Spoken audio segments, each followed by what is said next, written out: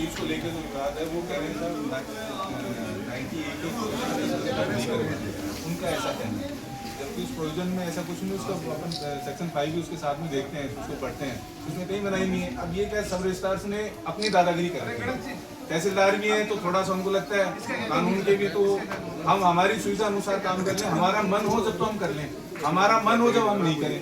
मतलब अपनी इतनी सुविधा बना रखी है सरकार ने। मैं एक छोटा सा उदाहरण दूं, पावर ऑफ अटॉर्नी का सरकार ने कह रखा है आप कहीं भी बाहर की पावर ऑफ अटॉर्नी कर सकते हैं। तहसीलदार जी कहते हैं पैसे दे दो कर देंगे, नहीं दोगे तो नहीं करेंगे, मना कर रखा है। अरे मना किसने कर रखा है भाई?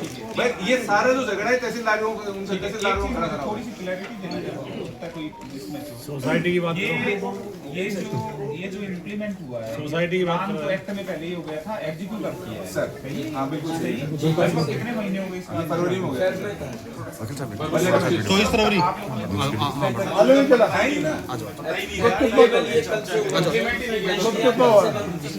चेंजेस तो हो गए थे 5 समिति सर फरवरी में कोई चेंज नहीं होता। बजट के अंदर ये इन्होंने बनाया। कोई आजकल विधानसभाओं की संसद की हम स्थिति देख रहे हैं, चर्चाएं तो होती ही नहीं किसी चीजों के ऊपर, अपने हिसाब से वॉकआउट कर लेते हैं। सर एक छोटी सी बात है कि 80% कॉलोनियाँ 80% कॉलोनियाँ सोसाइटी पट्टे की हैं। जयपुर में उसके बाद बच्चा क्या है? उसके बाद उनको बंद कर देंगे तो जन आंदोलन होंगे, गली गली में से जनता बाहर निकलेगी, रोडों पर आएगी। आपने वैसे काफी डिटेल्ड दिया है, आपकी जो भावना है वो इसमें आपने वर्णित कर दी है। मैं तीनों डीआईजी उनके साथ बैठ के आपकी जो मंशा है इसको बड़ी गंभीरता से राज्य सरकार तक पहुंचाते हैं। आप भी अपने स्तर पे जो बात है आईजी साहब तो डेफिनेटली आप आईजी साहब नहीं सुन रहे सर, नहीं सुन रहे सर। मूर्खों के बात से हमें कहना ही नहीं चाहिए, पहले सॉरी मांग रहा हूँ। नहीं सुनते हैं उनको कहो तुगलकी आदेश निकालते हैं, जैसा मन करता है वैसा कर दें। ना किसी की सुनते। सबसे शेम बात यह है कि कल डीआईजी फोन कर रहे थे, उन्होंने फोन अटेंड नहीं करा, फोन स्विच ऑफ करके बैठ गए।